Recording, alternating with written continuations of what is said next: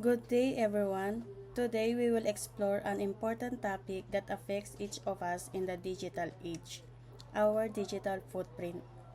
Every time we go online, whether by exposing on social media, browsing websites, or making online transactions, we leave behind traces of information. These traces can influence our privacy, security, and even our future opportunities. In this lesson, we will understand what a digital footprint is, why it is important, and how can we manage it responsibly to ensure a safe and positive online presence. What is digital footprint? Digital footprint is the trail of data that individuals leave behind when they use the internet. Ang digital footprint ay ang mga bakas na iniiwan mo sa internet tuwing ikaw ay madalas gumagamit ito. Halimbawa nito ay ang pagpo-post, pag-search, pagbili, or kahit pagla-like lang sa iyong social media. Ito ay naitatala at maaaring makita o magamit ng iba. Ang digital footprint ay parang bakas ng paa na iniiwan natin sa online world. Kahit simpleng pagpo-post ng larawan o pagsa-search ng information o pagbili sa online, naitatala ito o nare-record at maaaring makita o magamit ng ibang tao o ng kumpanya. Kaya mahalaga na maging maingat sa responsable sa lahat ng ginagawa online para maprotektahan ang sarili at ang ating pribadong informasyon. Mayroong dalawang uri ng digital footprint. Number 1, active digital footprint at number 2 ay passive digital footprint. Ang active digital footprint, these are the data trails you leave intentionally such as posts on social media, blog entries, or any other content you actively upload or share online. Ang active digital footprint ay ang mga bakas ng data na sinasadya mong iwan sa online. Kasama rito ang iyong mga post sa social media o anumang content na ikaw mismo ang nag-upload o nagbahagi sa internet. Ito ay mga bakas na kusang loob mong ginagawa sa internet. Halimbawa nito, tuwing nagpo-post ka ng mga larawan, nagko-comment, or nag-upload ng mga photos or videos. Pwede rin ang pag-create ng online profiles, pag-send ng emails, or pag-fill out ng mga online forms, at pag-publish ng online articles or reviews. Ang pangalawang uri ng digital footprint ay tinatawag na passive digital footprints. These are the data trails you leave unintentionally, such as cookies that track your browsing habits, IP addresses, and other metadata collected by websites or online services. Ang passive digital footprint ay mga data na nililikha ng mga website tungkol sa iyong online na ginagawa nang hindi mo namamalayan. Kasama rito yung mga cookies ng website, history browse, or yung mga kasaysayan ng pamimili. Ang passive digital footprints ay parang lihim na bakas na iniiwan mo tuwing ikaw ay nag-online. Kahit hindi ka nagpo-post o nagla-like, sinusubaybayan ng mga website ang lahat ng iyong ginagawa, katulad ng pagbabrowse o pamimili. Kaya dapat palaging binabasa ang cookies policy at maging maingat bago pumayag sa mga terms.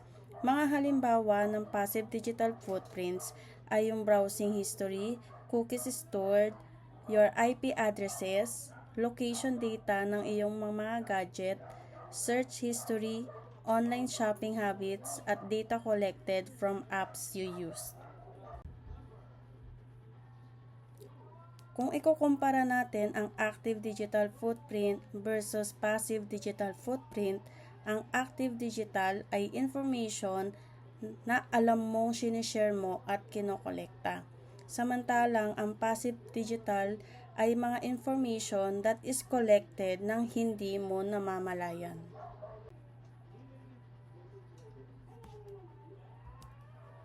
Privacy and security. Mahalaga ang digital footprint dahil nakakaapekto ito sa ating privacy at security. Lahat ng ginagawa mo online ay maaaring makita o magamit ng iba. Kaya kailangan mong protektahan ang iyong personal na impormasyon upang maiwasan ang identity theft, hacking, or scam. Halimbawa, pagsiset ng private sa social media account or paggamit ng strong password at pag-iwas sa suspicious link. Number 2 ay ang reputation management. Ang mga post, komento at larawan na inilalagay mo online ay bumubuo sa iyong online reputation. Pwede itong makaapekto sa iyong kinabukasan, trabaho, paaralan o negosyo.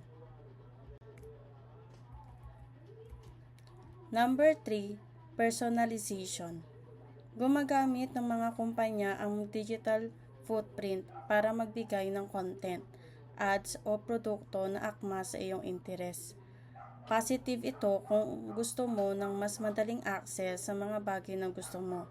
Pero kailangan ding maging maingat dahil maaaring magamit ang iyong data ng labis o sa maling paraan. How to manage your digital footprint? Number 1, by privacy setting. Regularly review and adjust the privacy setting on your social media accounts and other online services to control who can see your information. Your social media and online accounts to private, so only trusted people can view your personal information. Always check and update yung mga privacy settings regularly. Number 2, search yourself. Periodically search for your own name on search engines to see what information is publicly accessible. I-google mo ang iyong name at i-check sa search engine kung yung mga informasyon mo ay makikita publicly. This helps you find and remove any negative or outdated content. Number 3, think before you click. Consider the long term of impact of the content you share online. Once something is posted, it can be difficult to remove it completely. Isa ito sa mga reminder na to be responsible with what you post, share, or even react to online. Number 4, use secure connections.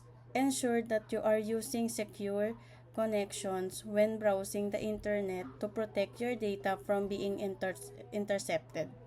Gumamit ng secure Wi-Fi or connection lalo na kapag nag-a-access ng personal na impormasyon o gumagawa ng online transaction para maiwasan ang hacking at data theft.